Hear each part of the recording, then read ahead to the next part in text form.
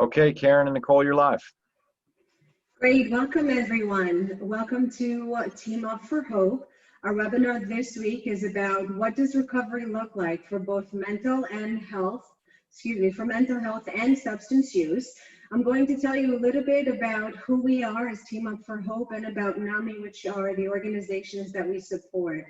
Team Up for Hope is a nonprofit organization that was created to help address the impact of mental illness, substance use, and suicide within our communities. We're doing this by raising funds and awareness for local nonprofit organizations at the forefront of this crisis. Team Up for Hope has partnered with NAMI Orange and NAMI Sussex.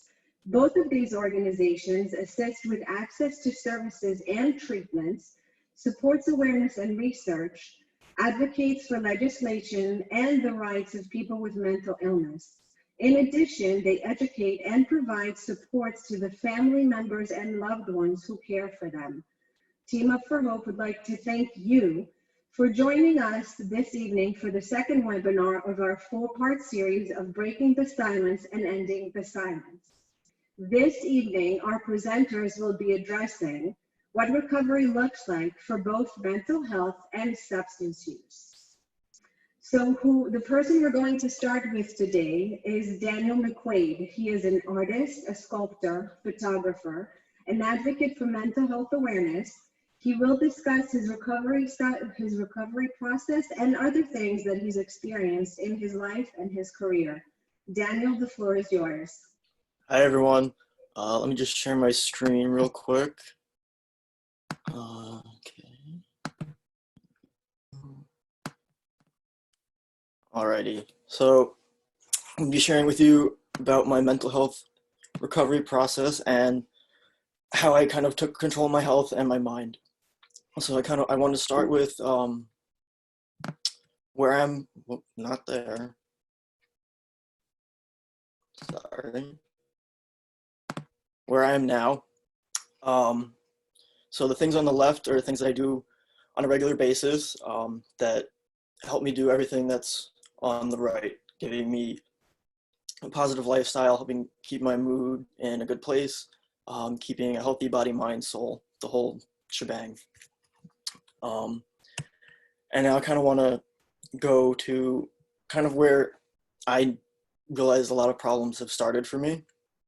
And I think a big thing is puberty, and I think it's an important thing to mention, especially for younger kids, because your body's changing. So many different things are going on. And I think it's an important place to start a discussion around mental health for your kid as well, because I never really had that aspect when I was younger. And then throughout middle school, I developed OCD, started self-harming as a way to cope with the emotions I was having. Also had active and passive suicidal thoughts. Active being like having a plan to actually die by suicide, and passive just wanting to basically die, not having a plan to carry out. And then I also had alexithymia, which is basically not being able to put your put a name to your emotions. And that's something I look back at it now and realize that I had that. So, and then when I was in middle school, I personally never sought help, but my parents did realize that there was an issue. They brought me to therapy. I really had no idea why I was there. I was like, who is this strange lady I'm talking to? They didn't really explain, like, there was no explanation on the concept of mental health and that you can improve it in like a very basic sense. And I really didn't know why I was there, because I never realized that there was an issue with myself. And looking back on my middle school experience, I definitely want to say that it may have changed now, but I still think there's a lack of discussion around mental health and mental illness at school and at home, especially because the body is changing a lot. I think it's important to have a better education on mental health as a whole when you're younger. But towards the end of middle school, 8th grade, I began to pursue the arts some more. And I kind of came around and found my happy place, which was doing stage crew for the drama club, and I carried that into high school, which was a great space for me to kind of keep my mind off what was going on inside my mind. And high school was also a very big change of scenery for, and then you're going back into like you're at the bottom of the food chain, you have all the other grades above you again. Definitely can be a tough change as well. And then I also had my OCD kick back up. And at that point, my parents kind of put 2 and 2 together and realized some of the symptoms I was having related to OCD. So I was told about that, and we decided that I can go seek therapy for OCD. And I had found my parents had found a woman who was more specialized in OCD and exposure response prevention, which is basically just exposing yourself to the trigger that makes you uncomfortable, and then making a conscious effort to not do the compulsions that come after it. And what I did, I started out very slowly, like surrounding myself with whatever was that triggered me for like 10 seconds, and then made that conscious effort to not do the compulsion afterwards. And I kept it all logged on a sheet, and so I could see my progress. And over, I don't know how long it was, but it was not overnight. I definitely saw improvement, along with help from Zoloft, which I definitely think helped improve a lot of things, especially throughout the rest of high school. Sophomore year to senior year, definitely saw a lot of improvement, and so did my friends that I was close with, that I told about what I was going through. But even though in those times I had, my suicidal thoughts, and I still didn't really understand mental health beyond coping with OCD.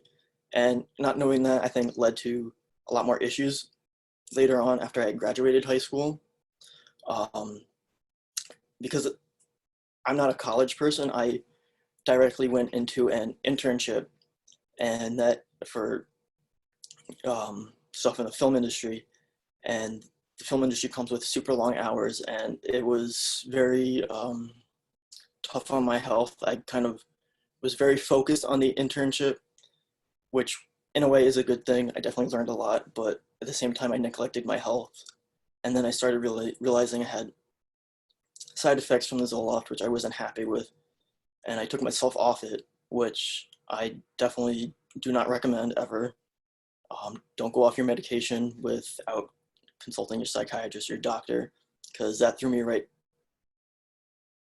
back into the rabbit hole. And so from that point, within these past 3 years, after I kind of took myself off Zoloft, I had one big event that really made an impact on me, and like made myself realize that I need to go actually see a therapist. And so I started therapy about 3 years ago, and I had wanted to start just with a natural, holistic based path, just doing like supplements and just like healthy body, mind, soul, no like prescription medications. And then I also focused on my diet and exercise, which I think is very important. Eating healthy, trying to cut down on processed foods helped me a lot. And then I started exercising for roughly 20 minutes a day, roughly 5 days a week. And that helped me a lot. And I, once I got used to it, I increased the time I was exercising, and, getting your heart rate up is good. It kind of gives you a little more of a drive to get going, kind of thing. But then the next winter came, and seasonal affective disorder kind of hit me. And I kind of decided at that point, I think I need to go see a psychiatrist and be put on prescription medications. So I was put on Wellbutrin, which is an antidepressant. And I started there. I was on a lower dose for about a year. And then I was still having issues with like social anxiety, that kind of thing. I was put on another antidepressant called Trintellix. And that kind of helped me improve. Also, I want to make a point that antidepressants, generally, they don't take effect right away. It definitely takes roughly 4 to 6 weeks for you to feel like the full effects. So it takes time, and it's like trying to improve your mental health and your physical health doesn't happen overnight, which is something you really should take into account and understand that, you know, you don't have to rush into things, that you'll get to where you got to go eventually. So I was taking these medications, and then the next winter came. I still was being affected by seasonal affective disorder. So I decided to increase my medication, and did that. That helped. And then I was doing good. And then, so we'll go to the next winter. Prior to that winter, last winter, was like, I think I should increase my meds one more time, and that's kind of where I'm at now. So I think I've been doing very well this past year really, and I've been going to therapy as much as possible. I mean, nowadays that I'm feeling a lot better, I've cut down on the amount of times I have to go to therapy, but it's good to always check in. So, and then doing all these things kind of made me feel better. I like to say I feel 95% better, but you know, some days I might be 80%, or some days I might be 110% if I'm feeling great. So it's not always a constant, I don't know what to say, it's not always, your mood fluctuates. You can't, some days you'll have bad days, and you'll have good days. So, and doing all this stuff, you know, brings me to where I'm now, and doing all these things.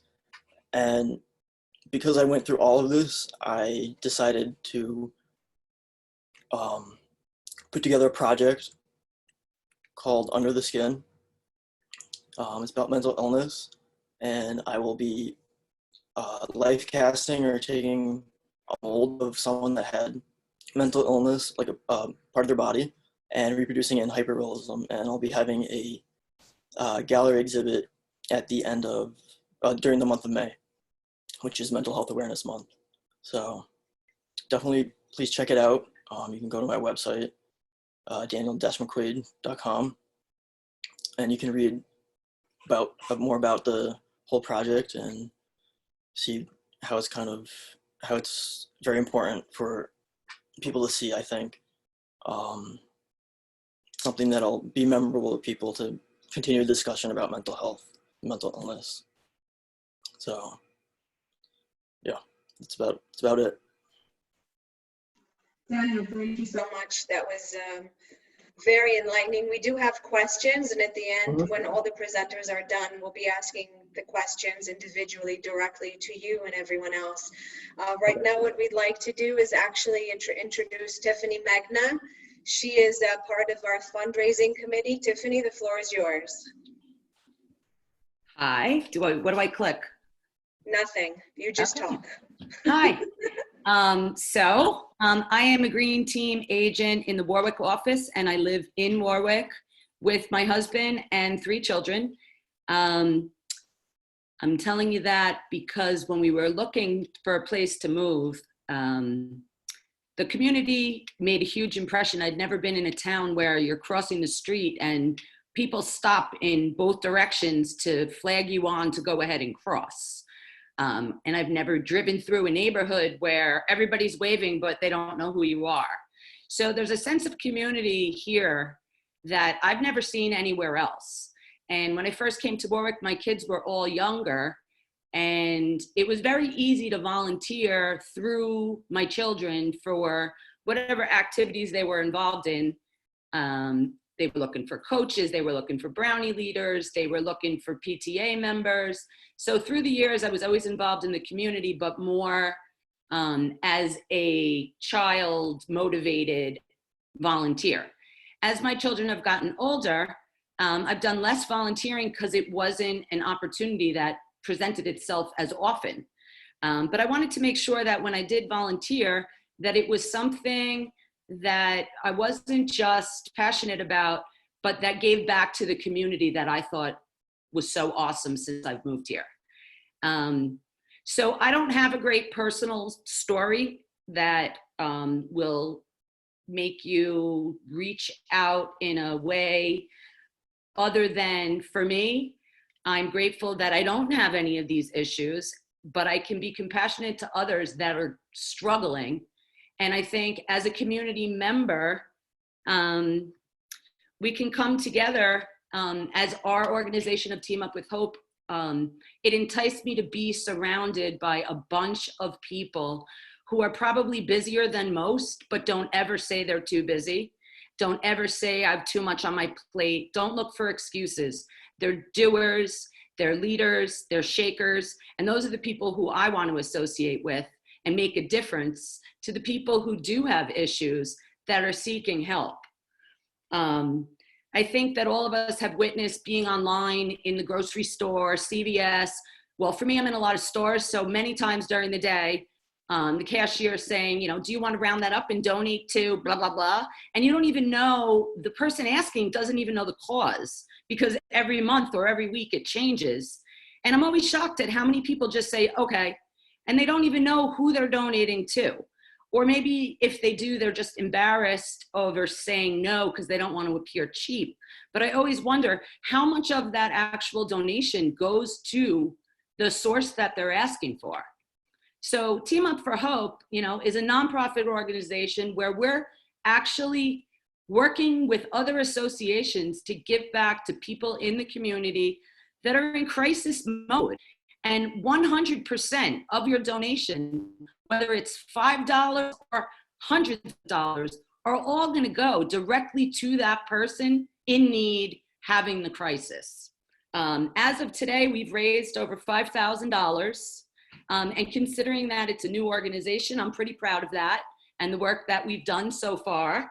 And I guess I'm asking you guys that it doesn't have to be a personal story. You could just want to be a do-gooder in a community that's awesome and reach into your heart and reach into your pocket and make a donation of whatever you're comfortable, but know that it's going to a great person in need in your own community.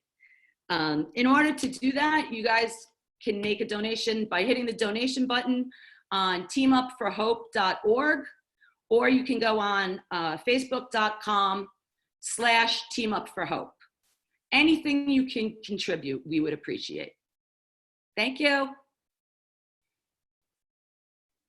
Thank you, Tiffany. That was amazing. Thank you for discussing Team Up for Hope and the fundraising. We appreciate it. So anything anyone could do, please, as Tiffany said, we welcome any support. I have the privilege and pleasure of introducing our next speaker, who is Katie Calvacca, and she is a person in long-term recovery from a substance use disorder, and she is currently a certified peer in New Jersey. So Katie, we are so thankful to have you with us this evening, and are looking forward to hearing what you have to share with us. Thank you so much for having me. And thanks to Daniel, that was an awesome presentation. You can tell you're an artist and that you're very visual. I'm not, so I don't have a beautiful presentation. I'm just going to simply speak a little bit. But yes, I'm a person in long-term recovery. For me, that means I haven't had a drink or used a drug since 2008. And I phrase it like that so that people understand what I mean when I say long-term recovery. But the truth is that about this much, a very small fraction of my recovery really has to do with the fact that I don't drink or use drugs anymore. Although when I was still struggling in an active addiction, I thought that's what it meant. And as time has gone on, and I've learned that it means so much more than that. And that's what I'm really just going to share with you today, a little bit about what my life and recovery look like now, about 12 years in. So from the outside, my life might look like most other people's lives. 2020 has been pretty eventful in a lot of very challenging and difficult and sad ways for the world. And it's also been very exciting in my personal life. I'm a newlywed, I'm a brand new homeowner, and these are all things that are really just wonderful things in life and are gifts of recovery, because I didn't think about 13 years ago that I would ever be here today. Like Daniel, I also struggled with mental health problems, although I was never diagnosed with anything.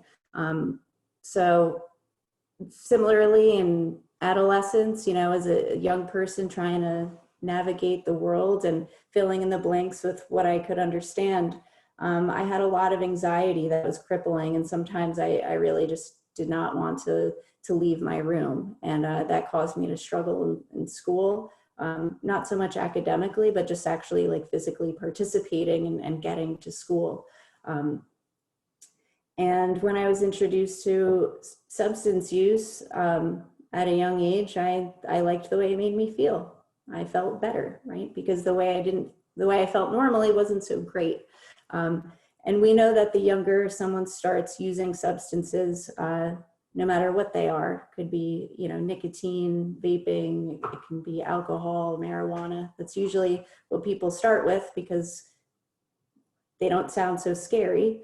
The younger someone starts, the more likely they are to develop an addiction. And that was the case for me. So my substance use progressed, and I was heavily addicted as a teenager to multiple substances, eventually leading to opioid use. And at that time, I really didn't know anyone in recovery. I wasn't really even familiar with that term. The people that I surrounded myself with all used drugs, right? And the people that were in my life that didn't use drugs, I just didn't comprehend how they could live. And anyone that I knew that was using substances that was older, their lives looked pretty dim to me. It wasn't something that how I wanted to end up, yet I couldn't see another way. And the first part of recovery really began before I stopped using, and that was the hope, really a belief that my life could change. And that came to me really through a spiritual experience. Because I had been trying to stop using drugs and I just frankly couldn't stop. But once I had a little bit of hope and I believed that things could change, I became a little bit more aware of some opportunities to change my environment for a while. And I took those opportunities. And I'm thankful to say that I was able to put a little bit of time together where I wasn't using substances anymore. But I still really wasn't sure, what was life going to look like? How was I ever going to have fun anymore? Although I wasn't having fun while I was using, I didn't really understand how people can naturally have fun in life and enjoy things and really have meaningful relationships, because that just didn't exist in my life at that time. But as my family became, they surrounded me with love, and although there wasn't a lot that they understood about this, we worked together to try to understand. I realized very early on, and I'm thankful for this, that I needed to change everything about my life if I wanted my life to change. Because like I said, at first I thought I just need to stop doing this, my life will be better.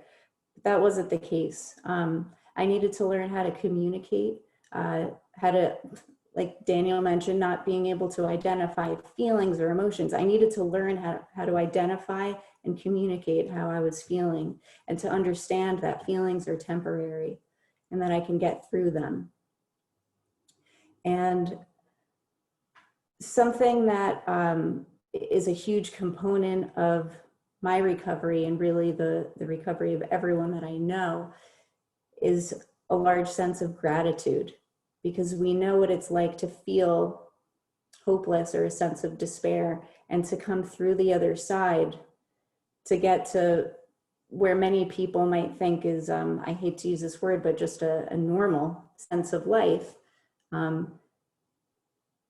The immense sense of gratitude that I feel to just wake up every day and be able to feel happy, and to feel like I have purpose, that's what drives my recovery and keeps me going. And I think that's sort of a difference that maybe people that haven't struggled or experienced some sort of hardship really understand. So sometimes people might hear the term like a grateful recovering alcoholic or a grateful recovering addict, and people get confused by that because they say, well, why would you be grateful to have had an issue?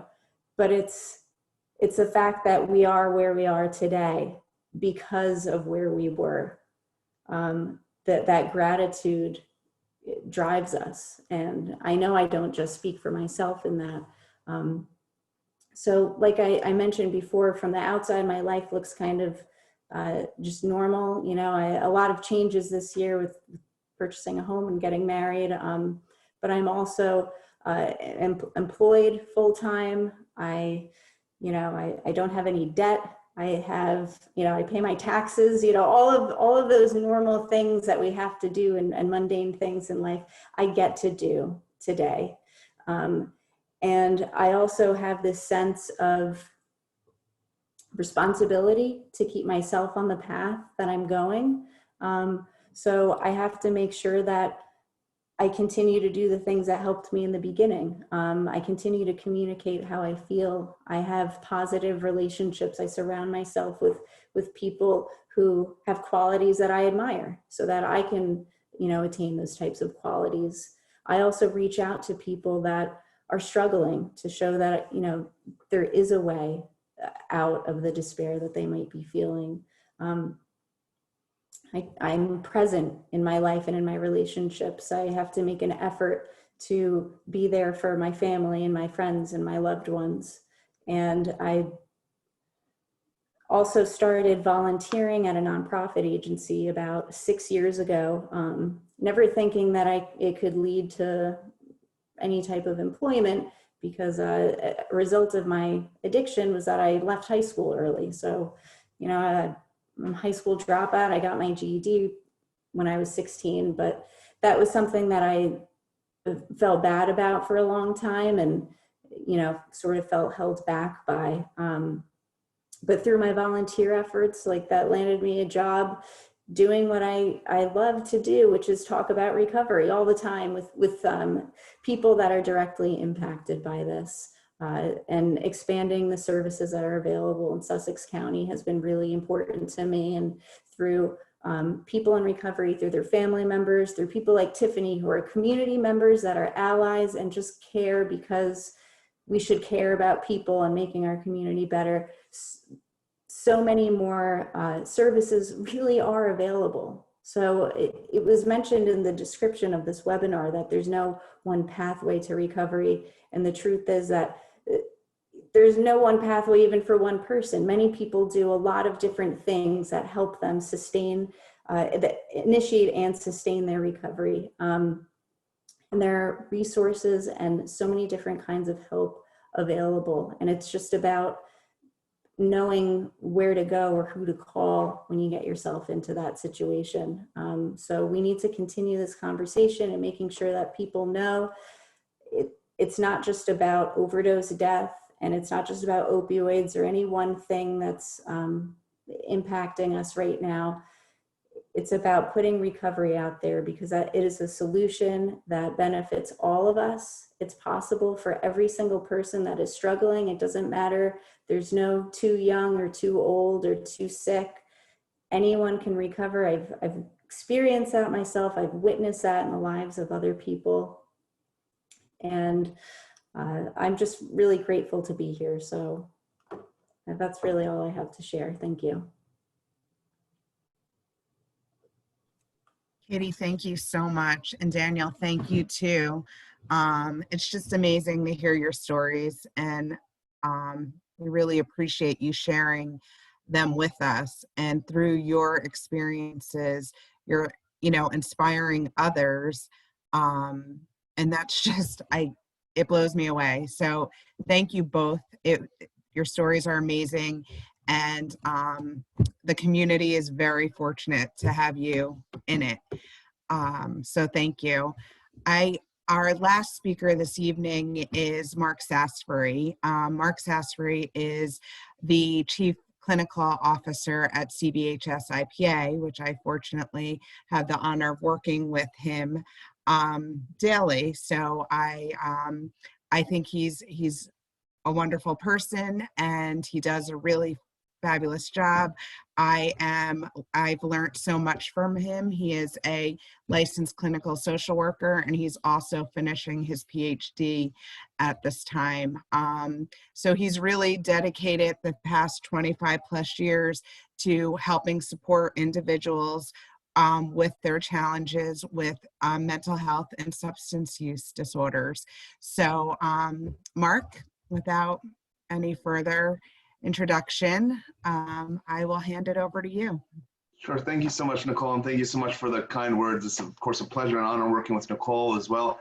And my dog has been quiet this whole time, so we'll see if she starts barking now as soon as I start talking. But, but Nicole, when she asked me to speak, she didn't tell me I'd be speaking after people like Daniel or Katie. It's such an honor and privilege to hear both of your stories of recovery, and the work that I do compared to that is a drop in the bucket, really, I think.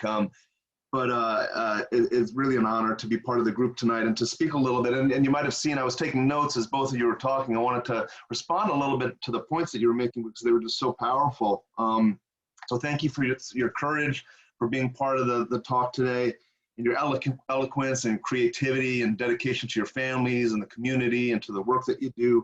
And I'm going to be coming back to the theme of work a few times as it relates to recovery. I think it's really, really crucial.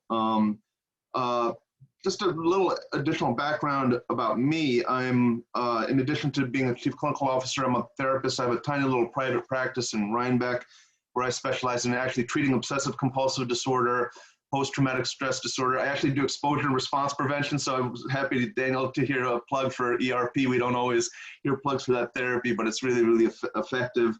But the right treatment is crucial for recovery, and often the therapists and the psychiatrists out there don't have the right experience, the right training to be able to effectively treat people. So that's something that's really crucial, and I think both of your stories highlighted that, of just how important it is to find the right treatment, the right people to help you, depending on what you're going through. So therapy is often crucial. Medication is often crucial. It's not always necessary for everybody, but it often is really a part of recovery.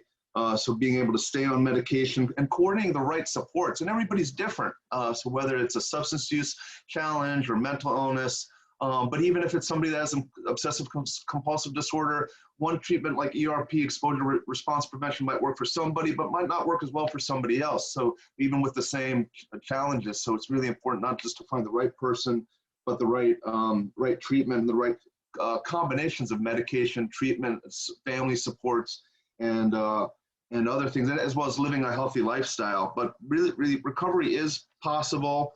And I love the point that Katie made, that you're never too old or too young or too sick for recovery. It's always a possibility, and it really is real, though it doesn't happen overnight. And it's not a straight line. We have our ups and downs. I have a whiteboard in my office when I work with my clients. I draw it out, and I draw the kind of straight line heading up there. And I said, it's really not going to work that way. You're going to have your ups and downs and your setbacks, but as long as you stay motivated and you continue to have those right supports around you, you can continue on that path towards recovery. Unfortunately, most people in America don't end up getting connected to the right treatment and supports. Over 50% of the adults in America don't get any treatment for the depression or anxiety that they're facing. And it's even worse for youth, who are up to about 75% don't get connected to treatment at all. So I think we need to do a much better job at trying to help people get connected to those supports that they need. And reducing the stigma around mental illness and substance use, I think, is really key and a part of that. So I give a lot of credit to NAMI and the folks doing the work in the communities to help people get connected, and offer these kind of educational opportunities to hear from people who've been through recovery, but also for some of the folks that have the honor and the privilege to work with the people who are heading in that direction. I think one of the key parts of recovery, and both of your stories highlighted that, is getting connected to education, going back to school, getting past the shame or the anxiety that might come with that, getting on the pathway to employment and working, having that sense of purpose. And that's something Katie had said too, I think it is crucial. I don't always agree with Freud, but one of the things he said, that two of the most important things in life are love and work. And I do agree with that. I think having those relationships are really key to recovery and living healthy, but work, having that sense of purpose and that mission is also really, really crucial. But even to head in that direction, you need to start with hope. And even if it's a little bit of hope, that's enough to get started on the pathway. And that's one of the things that I do in my work with clients. And as the therapist, if you're trained right, you know, to start with hope, because you can't do anything without it. And Katie also mentioned gratitude and purpose. And those are also things that I focus on in my work. But one of the things I do even before that, which might be the basis for those things, is acceptance. So that's something that's crucial to this work, to recovery, is starting with a self-acceptance, accepting that we have a problem, and accepting that that recovery is possible, and that accepting that we have a role to play in that. And that role to play doesn't mean self-blame or self-shame, but accepting the situation we're in, and the possibility that things can get better. I didn't have a whole lot more to say than that. I know that there were other questions. I could speak more about my experience and what I know about recovery, but those were most of the points that I wanted to highlight. And I did want to thank everyone again, Katie and Daniel especially, for telling your story and for being part of the group tonight. Mark, thank you so much. We really appreciate your comments. And obviously, we're going to have everyone with their questions and answers. I'd like to just take a moment and thank the people that you don't necessarily see on this webinar. We do have people working in the background. I just want to take a moment to thank them. That's Susan Nguyen, Amy Green, Donna Roberts. You've met Tiffany, Jeff Green, Laura Chandra, Diana Clough, and Wayne Patterson. Thank you, everyone, for all the work that you do behind the scenes. And now to our Q&A. Okay, great. So thanks to everybody who's been sending in questions. We have some excellent questions for really all the panelists. But before we go there, let's talk about the results of our poll that we put out. The panelists, prior to the webinar beginning, put their heads together and asked questions that they would like to know more about from our audience. So I'm just going to read the question and tell you what percentage answered in which way, and all of these answers were anonymous. So the first question was, are you or anyone you know recovering from substance use disorder? 83% of people said yes, 17% said no. Are you or someone you know recovering from a mental health disorder? 79% said yes. So the numbers are striking, in my opinion. Third question, if you are recovering from a mental illness, are you currently enrolled in school or employed? 13% said enrolled in school, 17% said employed, 71% said neither. Same question, but as it relates to substance use. If you're recovering from a substance use issue, are you currently enrolled in school or employed? 21% enrolled in school, 21% employed, 58% neither. So there's some interesting information there that we can all glean. All right, so let's go to the first question here, which was a great one. This goes all the way back to Daniel, who was our first presenter, and this is from Laura Chandra. Laura said, you said that your parents saw signs that led them to bring you to therapy, Daniel, but you didn't think you needed it at that point. Do you know what kind of things your parents were noticing? Also, what was the turning point that made you receptive to therapy? I think at that time, I didn't know what was going on. I mean, something that like within my family back then, it was not something that was always discussed either, mental health. But yeah, there really wasn't any discussion around it. I didn't really know what was going on with myself. So I didn't see any issues with, I didn't see any issues with what I was thinking. And I just thought that's just how it is. That's how life is. But there's ways to change your health, change your mind, and feel better. What was the second part to the question? The second the second part to the question was what was the turning point that made you receptive to therapy? I think I guess the turning point for me, I think, was especially when I went to therapy for my OCD. I had some education on the topic, which made me understand that it's not that I don't need to think that way, that there's better ways to think, and especially when something's taking control over your daily life, you can change from that and live a better life that way.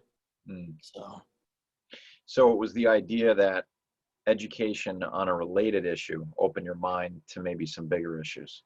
Yeah, pretty much. Just because I still really never had like the concept of mental health, that it's, like people understand physical health, but not everyone really understands mental health. So. Okay, very good. All right, going back here. So Daniel, this one is also for you. Do you see the medications reducing over time? Do you see therapy reducing over time? I don't think I see my medications reducing anytime soon. I think it's at a good point. I used to do therapy weekly. Now I'm on like every 2 to 3 weeks because I have more abilities to cope with how I'm feeling, and yeah, so. Okay. Katie, question for you. Are you attending programs to remain sober? And if so, would you be willing to share? Thanks. So I do currently participate in a 12-step fellowship, but that is actually not the case for most of my recovery. In the beginning, I just wasn't involved in support meetings. However, I did surround myself with a lot of people around my age, and including my brother, and I found a new friend group, and I found support in that way. And over time, I realized that something that was really missing in my life was fellowship with people that could identify with my own experience. And I found that really in an effort to become more familiar with like what was available in the area so that I could refer people to that. That's kind of like why I started going, but I stayed because I found the benefit of that. So yes, I do currently participate in support meetings, and pretty much now everything's been virtual. So that's been interesting as well. That kind of lack of face-to-face, but still more convenient for most people to hop on a Zoom meeting than have to get in the car and drive somewhere. So right, good point. Okay, next question. Mark, I think you could probably jump in on this one. Should mental health education be started in middle school when puberty begins? Yeah, I think that's a great question, and I'm really happy to hear that things like mental health first aid have become more popular and common, and there's been some initiatives in New York State in particular to offer mental health first aid learning in the high schools. I think that that's something that could be adapted to even younger ages. I think just like kids get a education in health starting in elementary school, there are things that could be introduced around behavioral health and mental health and substance use at that ages too, but in a way that might be more effective than some of the more traditional techniques or methods that we had when we were kids that didn't necessarily, and I'm talking like when I was younger, that weren't as effective as some things like mental health first aid. So I think it's great. I've also heard that in some cases things like meditation have been introduced in elementary school. So those types of stress techniques I think are really great. So the more that we can do to destigmatize mental health and substance use disorders and offer coping skills and ways to think about emotions. Daniel mentioned alexithymia earlier, you know, not having the words for the emotion. So being able to put words to those emotions is really crucial. And that's something that we do in therapy, but having those tools at a young age to be able to understand what you're going through. By putting words to things, that's the first step in being able to control them. And then Daniel had mentioned that point too, of understanding it really makes a difference too. So the degree to which we can help kids understand, put words to things, and also learn some coping skills to manage stress, I think all those things would be really positive. That's great. Thanks for the input. Katie, question for you. Would you mind sharing the spiritual experience that gave you hope? Sure. I guess I have to kind of take you back to where I felt spiritually at the time. And I felt literally just completely hopeless. I don't know any other way to explain it other than I didn't think my life could change or improve. And I really thought the only way out was to die. And I remember when I turned 18, I didn't think I would make it to 19. You know, and looking back, like seeing a young person, you kind of see them and you're like, wow, they have their whole lives ahead of them.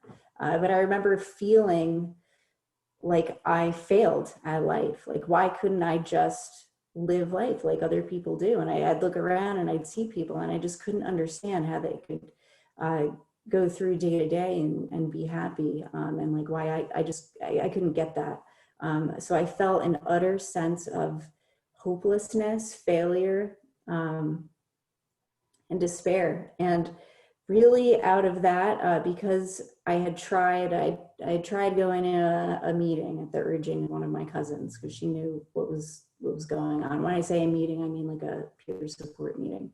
I had sought out a therapist on my own, who even agreed to help me without going through my parents' insurance. I think I was like 17 or maybe I was 18. I don't remember exactly how old I was at the time. You know, I had gotten medication from not a doctor to try to address my physical symptoms of withdrawal. And none of these things made anything any better. And I wasn't able to stop for any length of time. And the one thing that I hadn't done, it was really like pray or cry out for help until I did that. And I did not believe in anything spiritual. I don't even think I could say I was an atheist or not. Like, I didn't even think about it. Like, that was so far away from how I felt. Everything to me was just this physical world. And I prayed. And I got an answer from Jesus Christ that he loved me. And that rocked my world because I didn't think God existed. And I didn't think if God existed that he would love me. So that completely changed my outlook, my perception about life. And so that was the spiritual experience that I had. So thanks for letting me share something so personal. Praise God for that. That's great. That's a great testimony right there. Okay. So the next question is, related to helping others. And, you know, before I state the question that's been asked, I want to say to Katie and Daniel, how important it is that you share your story. You know, there's a lot of people out there that won't, and it's very brave and it's very important, because I think a lot of people can maybe see themselves in you, or see how smart and beautiful you two are, and say to themselves, well, if it can happen to them, it can happen to me, and if they can get out of it, I can too. So I just think it's so important that you're doing what you're doing. So with that said, Daniel, we'll go to you with this one, because Katie's been asked of quite a few. Do you find yourself helping others with mental health issues, friends, family, people that you know? Yeah, I do like to bring it up more to my friends and family, definitely, so they're more aware about it. I think definitely with this project that I'm working on, I'll be definitely speaking to more people about it, trying to just create the whole awareness thing that mental health really needs. So. Great. Okay, so we have about 9 minutes until the top of the hour. We have a couple more questions left, so I say we go for it, unless Keren or Nicole wants to cut me off. So I'm just going to keep going. All right, Katie, question for you. Are you working for an agency as a CRPA? I don't know what that means. Maybe you do.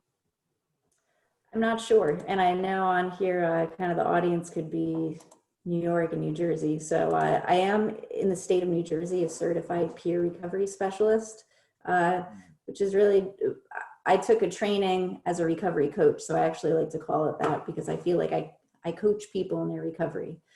So I actually don't work too much one-on-one with people. I help sort of oversee some of our recovery coach programs where I work. But yes, in the past few years, New Jersey came out with a certification for peer work, which is awesome, because it shows that people with lived experience, that there's a value to that. So. Okay, great. So this is a question to both Katie and Daniel. Do you now, or have you ever meditated on a daily basis? If not, is that due to no desire, or not having the practice brought up as a healthy life exercise? And if you do you find it beneficial?